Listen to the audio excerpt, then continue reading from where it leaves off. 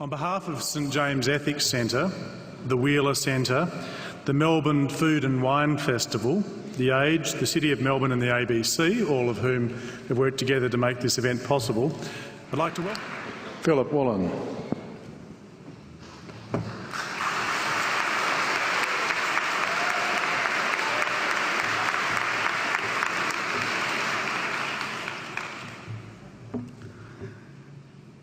King Lear, late at night on the cliffs, asks the blind Earl of Gloucester, "How do you see the world?"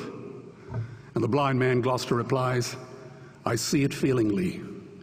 And shouldn't we all? Animals must be off the menu because tonight they are screaming in terror in the slaughterhouses, in crates and in cages, vile, ignoble gulags of despair." You see, I heard the screams of my dying father as his body was ravaged by the cancer that killed him. And I realized I'd heard those screams before. In the slaughterhouse, their eyes stabbed out and their tendons slashed, on the cattle ships to the Middle East, and the dying mother wail as a harpoon explodes in her brain as she calls out to her calf. Their cries were the cries of my father. And I discovered that when we suffer as equals.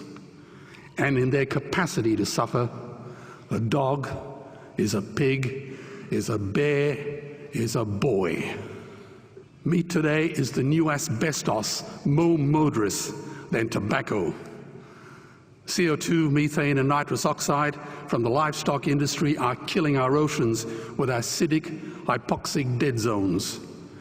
90% of small fish are ground up into pellets to feed to livestock.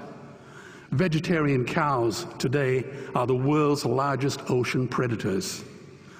The oceans are dying in our time. By 2048, all our fisheries will be dead, the lungs and the arteries of the earth. Billions of bouncy little chicks are ground up alive simply because they are male. Only 100 billion people have ever lived. 7 billion people live today. And yet we torture and kill 2 billion sentient living beings every week. 10,000 entire species are wiped out every year because of the actions of one. And we're now facing the 6th mass extinction in cosmological history. If any other organism did this, a biologist would call them a virus. It is a crime against humanity of unimaginable proportions. But happily, the world is changing. 10 years ago, Twitter was a bird sound. www was a stuck keyboard. Cloud was in the sky. 4G was a parking space. Google was a baby's burp. Skype was a typo. And Al-Qaeda was my plumber.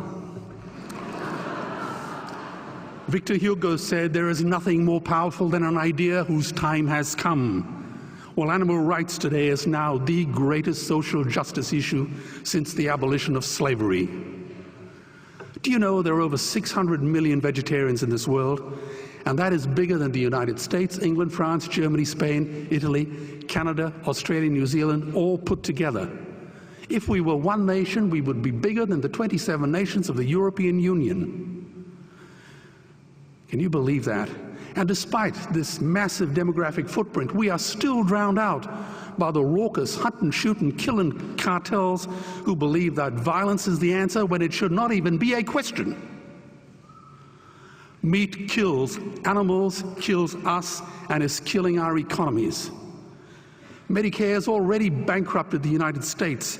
They will need $8 trillion invested in Treasury bills just to pay the interest, and they have precisely zero. They could shut down every school, Army, Navy, Air Force, Homeland Security, Marines, CIA, and FBI, and they still will not have the money to pay their doctor bills.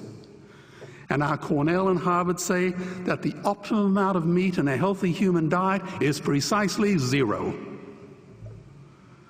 Water, as you know, is the new oil. Nations will soon be going to war for it.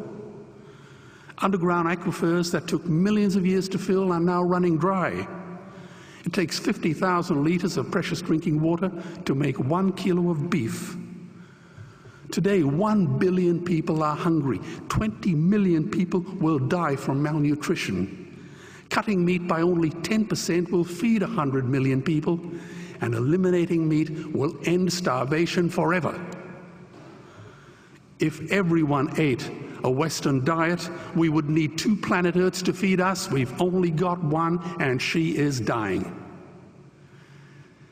Greenhouse gas emissions from livestock is 50% greater than transport, as Peter said. Cars, trains, buses, ships, lorries, the whole lot.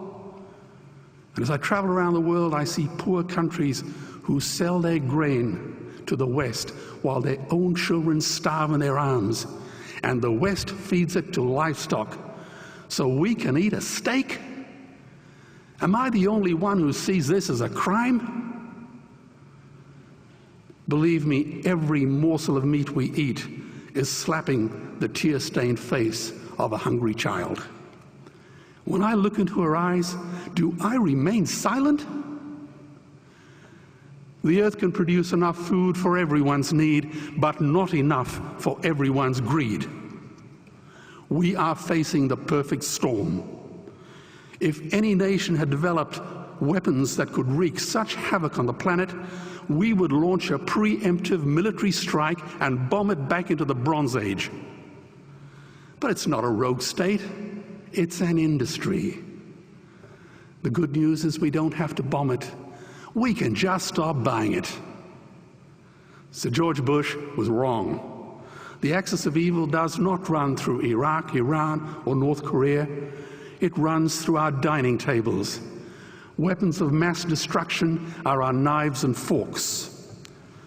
Our proposition is the Swiss Army knife of the future. It solves our environmental, water, human health problems and ends cruelty forever. The Stone Age didn't end because we ran out of stones. This cruel, disgusting industry will end because we run out of excuses. Meat is like the 1 and 2 cent coins. It costs more to make than it's worth. And I come from the bush. Farmers are the ones with the most to gain. Farming won't end, it would boom. Only the product line will change. Farmers would make so much money they won't even bother counting it, and I'd be the first to applaud them. Governments would love us. New industries would emerge and flourish. Health insurance premiums would plummet. Hospital waiting lists would disappear. Hell, we'd be so healthy, we'd have to shoot someone just to start a cemetery. So tonight I have 2 challenges for the opposition. 2 challenges. Meat causes a wide range of cancers and heart disease. Would they name one disease caused by a vegetarian diet? And 2, I'm funding the Earthlings trilogy. If the opposition is so sure of their ground, I challenge them to send a copy of the Earthlings DVD to all their colleagues and all their customers. Go on, I dare you.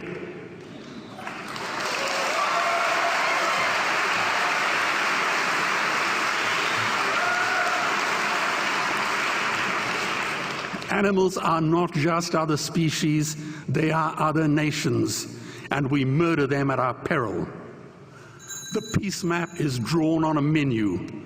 Peace is not just the absence of war, it is the presence of justice. Justice must be blind to race, color, religion, or species. If she's not blind, she will be a weapon of terror. And tonight, there is unimaginable terror in those ghastly Guantanamos we call factory farms or slaughterhouses. Believe me, if slaughterhouses had glass walls, we wouldn't be having this debate tonight. You see, I believe another world is possible. And on a quiet night, I can hear her breathing. Let's get animals off the menu and out of these torture chambers. Please vote tonight for those who have no voice. Thank you.